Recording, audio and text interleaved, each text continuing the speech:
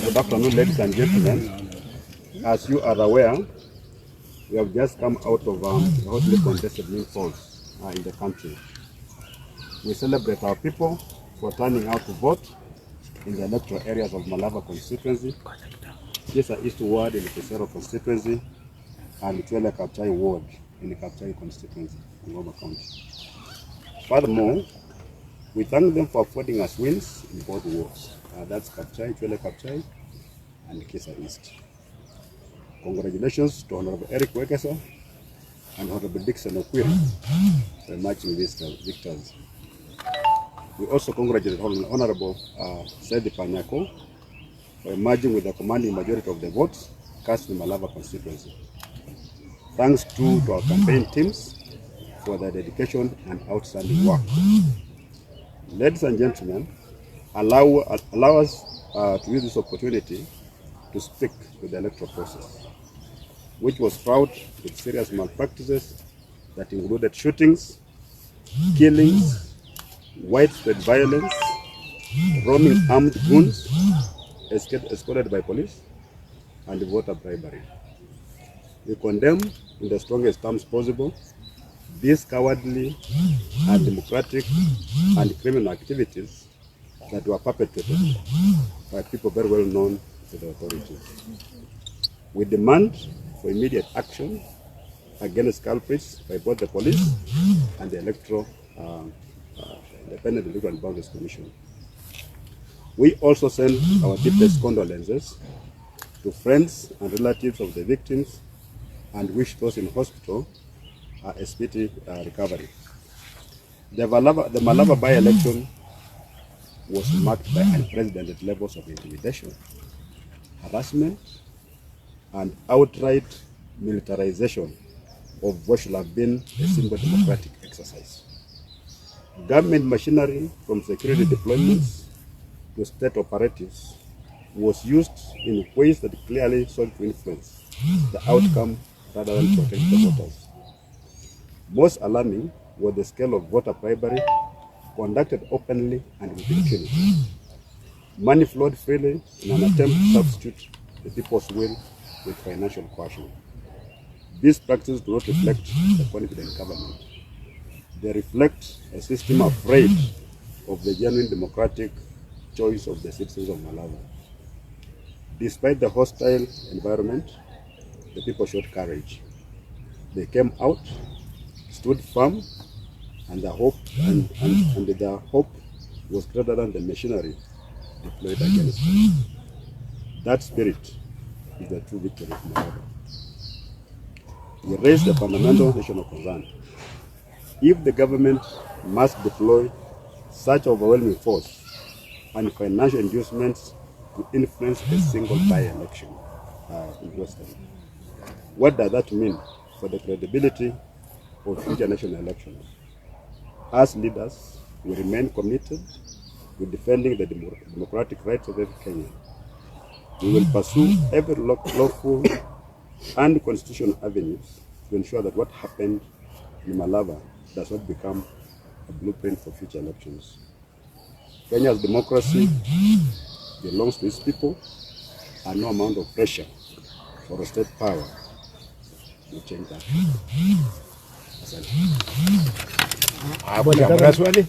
Bwana Governor, I'll have just one question.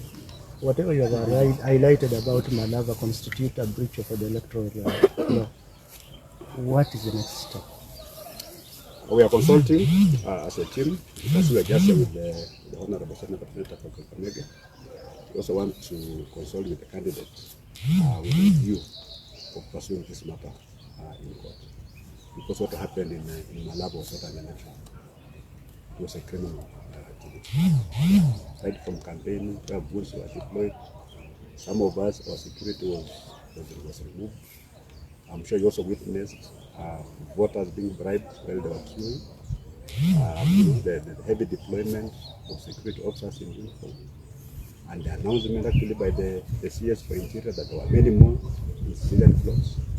We were preparing an election as we were going to a war somewhere in Baghdad.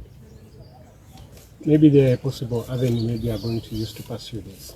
What process? Is it just Malava alone or other places? Yeah, no, from what we are seeing in the media, the same situation obtained in Kasipul Kabondo. Violence was on another scale. Mbeere North, it was very bad. Even in Magarini, there was a bit of violence there. In Chwele Kabshai, several people were lost their lives. You remember, even we were shot at. Myself and the senator here were shot at during campaigns. So the government was determined to win this election by all means possible. They put aside all democratic ideals, a single electoral process. They were obsessed with demonstrating to Kenya that they are still popular. But this is what we call, like in Malava, what we call a Pyrrhic victory. Yeah, where you go to war and you lose both eyes, you lose your ears, you lose your both arms, you lose your leg, and somehow you win. So you will come out celebrating. But victory for what? Is it worth it? For us, I think from our side of the opposition in Malava, we spent less than 5 million here. And we still got the same number of votes today. With the cabinet candidate, where they spend millions of shillings, they bribe voter, they gave out pins, they gave out rice, they gave out appointment letters, they gave out money. It was basically a draw. So from where we sit, actually our people in Malava showed a lot of commitment, a lot of patriotism.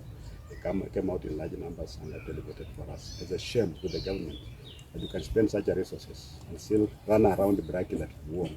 It basically lost. Actually, why not for bribing people who are already in the queue? Because it's all about to come out and vote. But they turn people on the queues and change their minds on the queues. If you are given 500 shillings, and with the levels of poverty we have in this part of the world, people will change their mind just because of the money. So remove all these other inducements. Let the playing field be level and see if they can raise up 10,000 votes in Malava. They would. Do you blame IBC?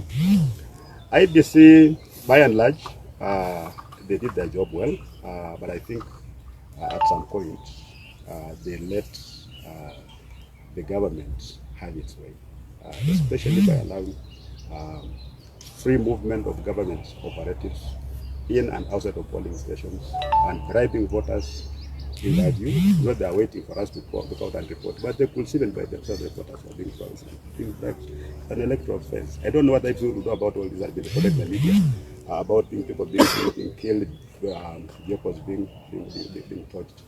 Those are not part of our democratic ideals as a country, and the arbiter for elections ideas should be enforcing these things, asking the police to do their job, but I don't think they did that.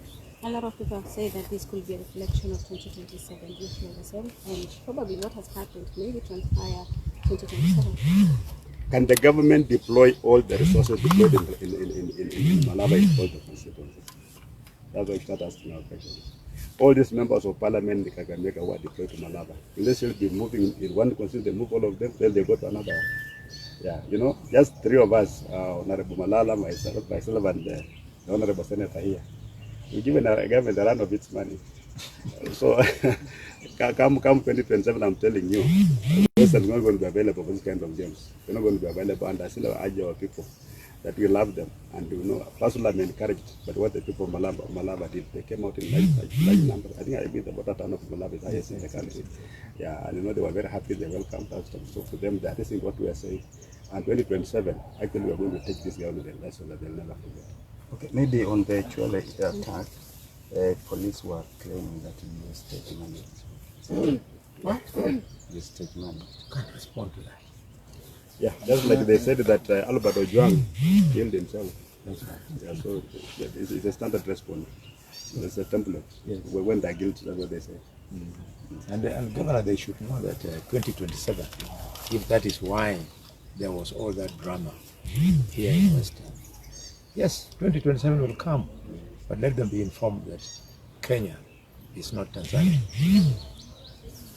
Asante sana. Thank you. Asante.